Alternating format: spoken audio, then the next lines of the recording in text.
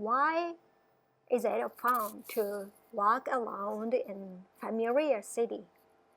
I'm the type of person who feels fine after a day of having a bad day, but even so, when I am feeling down and helpless, I take time to just walk around in an unfamiliar neighborhood and get lost on purpose.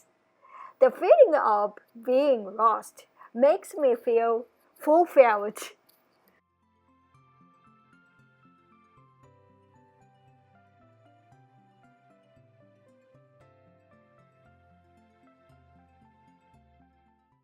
In the previous example, it may be that I activated my brains by daring to give myself another kind of stress.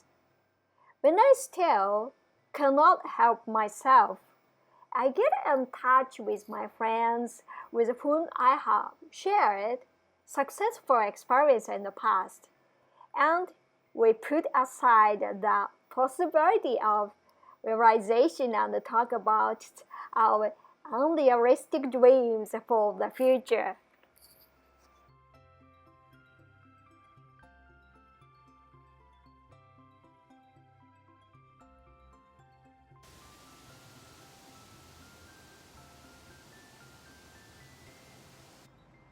These are my stress relieving method, but do they make sense from a brain science perspective? Let's examine it from the viewpoint of brain chemicals. This makes exercise, such as walkings, runnings, chewings, is said to promote the circulations of serotonins, neurotransmitters carriers, helps us feel relaxed and happy, release producer liquid. In addition, animals experiments have shown that acetylcholines are released and increased, and theta waves rise during exploratory behaviors, such as maze and predatory behaviors such as searching for food.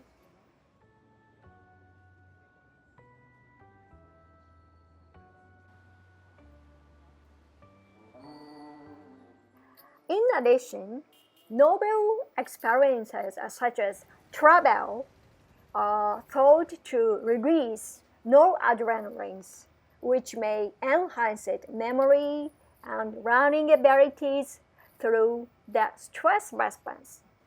Furthermore, when we are away from realities, dreamings, plannings for the future, we are in a state of heightened anticipations, or in other words, increased the release of dopamines and increased motivations.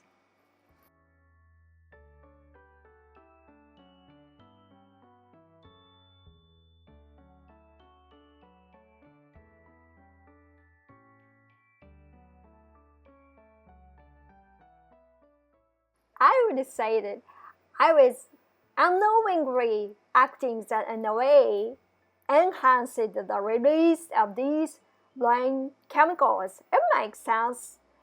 Come to think of it, I saw a very interesting studies of chimpanzees.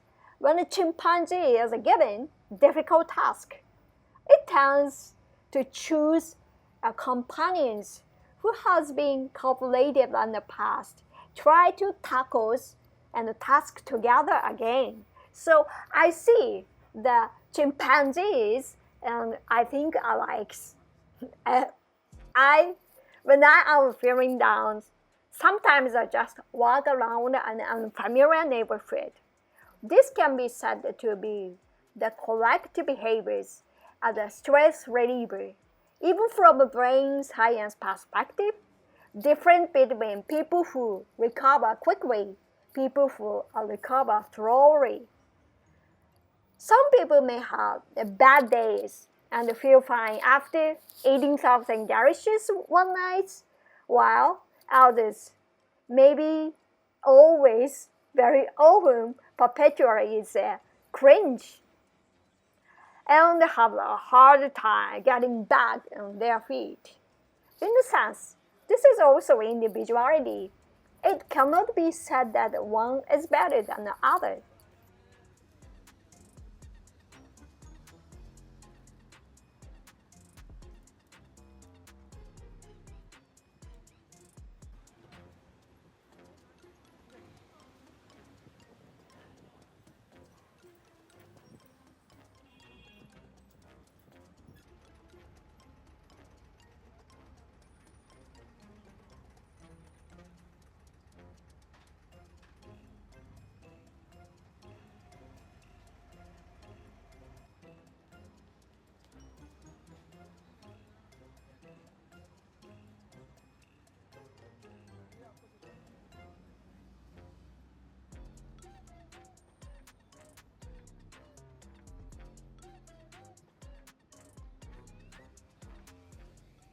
The functions of the mind does not falter as known as resilience. In other words, people could spring back.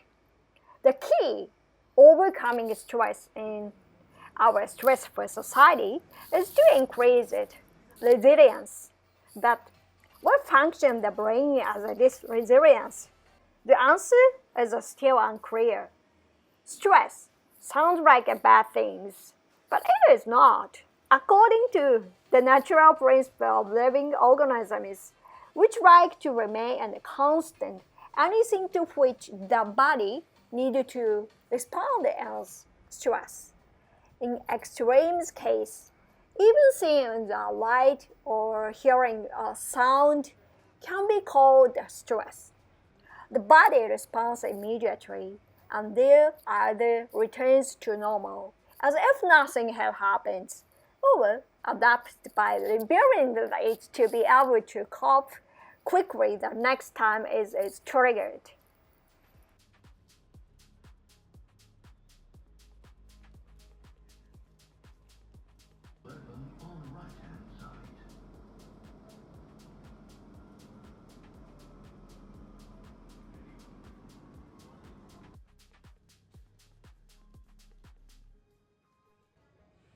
For the brain, new environments and unknown stimulus are the type of stress that can be life-threatening. In such situation, the release of noradrenaline is heightened and brains are fully activated, increases alertness, mobilizing the memory to cope with the current situations and running about the situation to prepare for the next one. In general, this means the brain is in a state of activation. For example, the food I ate on my first trip abroad, or the ritual trouble I got into, will stay in my memory forever because of this kind of brain activities. In other words, short-term stress is good for the brain. So for the sake of the brain health and normal development, it is recommended to actively go out in search of new things. The substances in the brain that try to combat, fight stress are the so-called stress hormones called noradrenaline and cortisol, a type of steroid hormone. I mentioned earlier, this round throughout the body tries to cope with stress at all costs by triggering various responses. This results in a variety of physical ailments, physical disease, and sickness. What is particularly troublesome is that when this cortisol acts for a long period of time, it somehow causes brain cells to die. This leaves the body in a state that cannot be easily reversed. Well-known stress response is depression, which is a state of not feeling refreshed, not being able to get up in the mornings and feeling negative.